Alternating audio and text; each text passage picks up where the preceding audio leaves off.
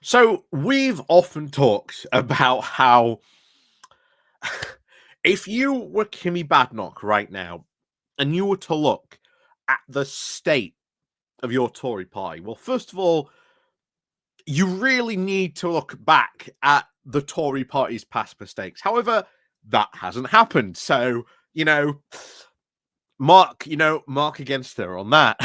You then look at who really is your biggest threat. Well, your biggest threat is the Lib Dems. It's not reform. Anyone who goes around saying that it's reform, of course, is their biggest threat is no, not at all. In fact, one of the things that we've seen is about all these big by-election wins for reform. They've won 7 out of, I think, 150 something by-elections that have happened. 7. Hardly a massive tidal wave that the right-wing papers would like you to believe. Not only that, my voice went a bit there,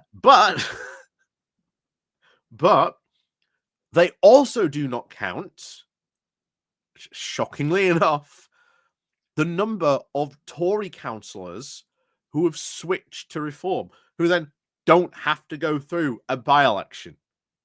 They're allowed to just switch parties.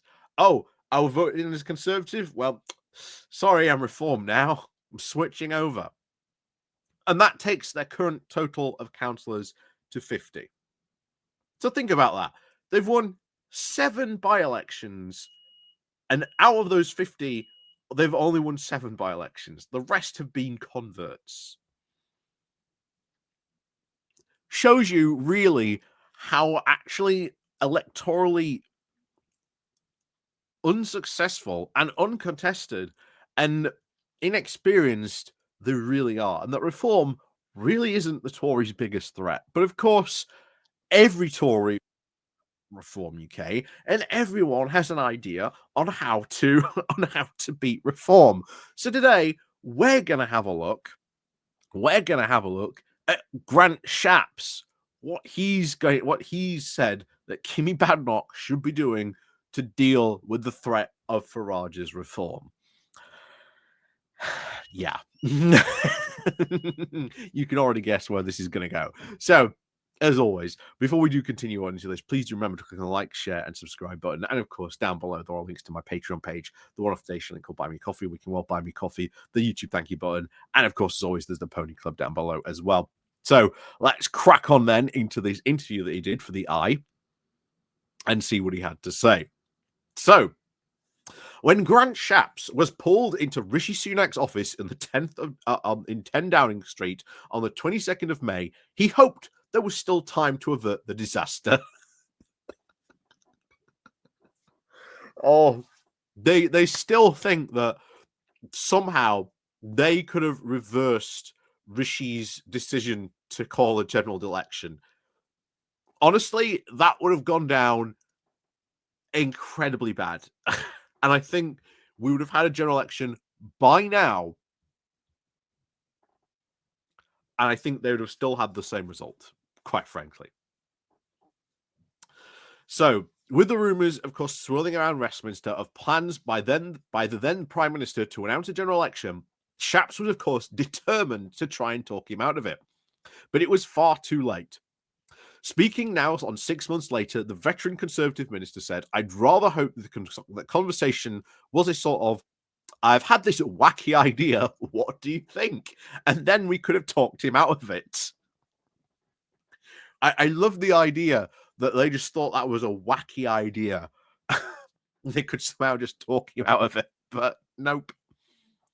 Instead, Sunak, of course, informed Shapps, who at that time was, of course, serving as Defence Secretary, and, of course, a handful of other senior ministers, including David Cameron, James Cleverly, that he had already asked the King to dissolve Parliament ahead of an election, which would take place 6 weeks later. So you couldn't even talk him out of it because they'd already dissolved Parliament.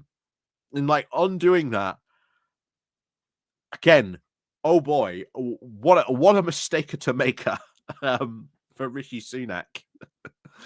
Anyway, he said, we went, of course, around the room, and everyone else was always like, Prime Minister, fortune favors the brave. Great move. You've changed the weather, etc. Shapps says.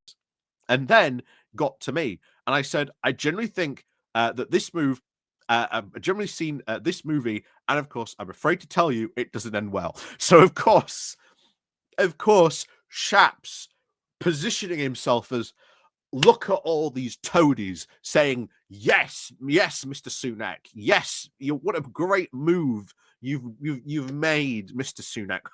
What an amazing play. But I was the only one who was the real soothsayer in all this, that this is not going to end well.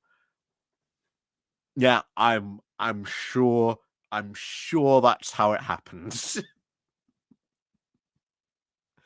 Anyway, the election, of course, did not end well for the Conservatives or even for Shapps, who personally, after 19 years as the MP for Wyn Hatfield, Herefordshire, lost his seat, with a previous majority of nearly 11,000 converted into a Labour lead just under 4,000, helped, of course, by Reform UK picking up more than 6,000 voters in the area.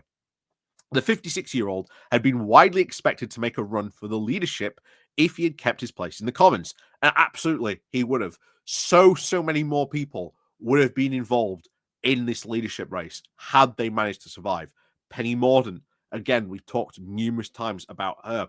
I think it would have come down to a Mordaunt Badenoch race. I don't think it would have happened like it would have. Well, maybe, I don't know. Maybe Cleverly would have pulled some, cleverly move, maybe like last time, and voted himself out of the competition. But there you go. He was obviously long seen as one of the Tories' quote sparkiest media performers, despite the controversy of his past business career, in which he's said now to use multiple aliases to try and close ally of Cameron, Boris Johnson, and of course Sunak in turn, holding the party's job as party chairman, transport secretary, business secretary, and for 6 days under Liz Truss, home secretary. Wow. Yeah, what an embarrassment to have been part of that. Liz Truss for 6 days. But yeah, he is someone who, bear in mind, career toady under Cameron, Boris Johnson, and Sunak, and even Truss. But apparently, he was the only truth teller in the room, saying, "Oh no, this isn't going to turn out very good." But everyone else saying, "Do it, Mr. Sunak, do it." But no, I was the only one telling him what a bad idea it was going to be. Yeah, again, sure. Anyway, instead, of course, Shapps decided to chair the leadership campaign of James Cleverly. And well, look how well that turned out. Then, of course, remained neutral after his chosen candidate was eliminated before the final two. He now claims that he's a staunch supporter of Kemi Badenoch. Of course he does. And, of course, is likely adamant that she has a real shot of winning the next general election, likely to take place in 2028 or 2029. He said, the great thing with Kemi is, she's a convicted politician. You don't always have to agree with her. You have to know at least she knows what she thinks. And yeah, and anyone who has disagreed with Kemi, yeah, she has had a lot to say about those people who disagreed with her. So yeah, dangerous that. The danger for Kemi, he continues with, is that in addition now to that excellent kind of skill, the feature and personality trait of knowing her mind is that she will always also know what to make sure that she's broadening that appeal, not just trying to narrow and deepening the appeal. He is now adamant that returning to, quote, the comfort zone for the Tory core vote would be a drastic mistake, comparable to the strategy taken by Jeremy Corbyn during his ill-fated leadership of Labour. Shapps now points out to the last time the Conservatives were rejected from office in 1997, it took 13 years to return to power, saying you get very deeply now into making your own side feel comfortable and forgetting what actually winning over the country is the prize, not how happy the party is with itself. Shockingly, Shapps actually gets that right.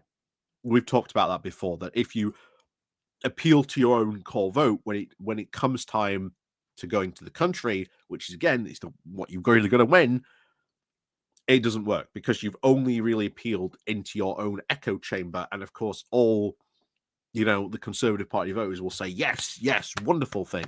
Meanwhile, of course, you go to the country and they turn around and go, no, thank you. Yeah. But like I say, that is still where they are at the moment. So how does he want to, of course, deal with reform? So the veteran strategist, of course, does defend Badenoch's decision not to present a detailed policy agenda. Again, bad move. Which is, of course, the key point of difference between her leadership rival Robert Jerrick, as he pushed now for a more hardline stance on immigration to try and win back voters who defected to Reform UK. And again, what is her stance going to be on immigration? We don't know. We don't know anything of what her policy is going to be. Shapps says, I think it was absolutely right not to get tied up and tangled up into the detail of policy. Well, okay, what does Kemi Badenoch actually stand for then? What does she want to do if she becomes Conservative Party leader? True, she's got until 2029 to decide that, but you've probably got to start laying that groundwork now for those policies. And as I've always said, the second she starts to say, this is what our policy is going to be, this is where, once again, the cracks of the Tory party will emerge. And the last thing you really want is for that crack to start appearing if somehow she makes it to the next general election, which I still think she won't.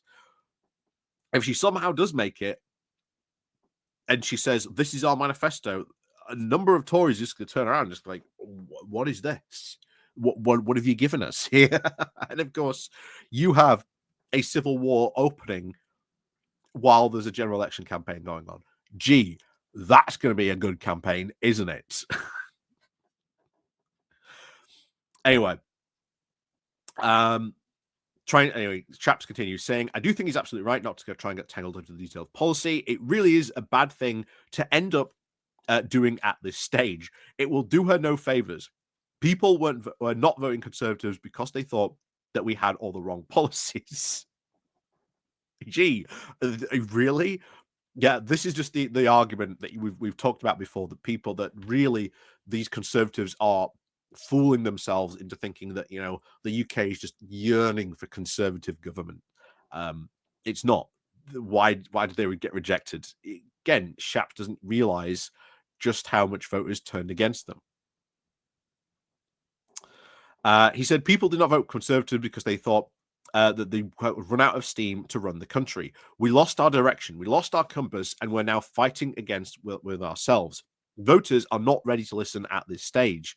He urged the new leader now to fight on all fronts rather than targeting one particular rival party, saying, you won't deal with reform by trying to ape reform in the same way you won't deal with Labour by trying to ape Labour. You've got to be yourselves. If Badenoch can actually hold the party together, and according to Shapps, the victory next time will come around is generally definitely possible, even though going from 121 common seats to 326 needed for majority looks like a huge leap. And it is a huge leap. Huge leap. Because if you are going to appeal to this, then you've got to have policy. You've got to have policy. So Shapps is just like, oh, how do we deal with reform? Oh, by being everything to everyone. So put out some policy then. Put out some policy. Say, if I was Prime Minister, this is what I would do. But she doesn't, because she knows exactly what will happen. The infighting, the briefings against each other, everything will just reopen again. Currently, they're all like in a bit of a haze because they don't know what to do. They don't know what they're going to argue for because they're currently all watching Kemi Badenoch at PMQs thinking, is that really good direction to go in? None of her attacks seem to be landing. None of the message seems to be cutting through. She's constantly cracking these really weird jokes, which she's now making her seen by the rest of the British public that she's not, a serious political figure. She's not Boris Johnson.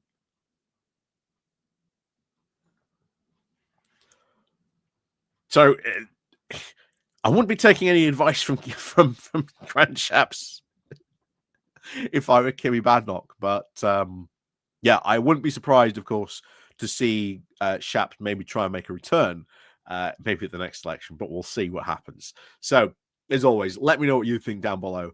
And of course, we'll see you all next time.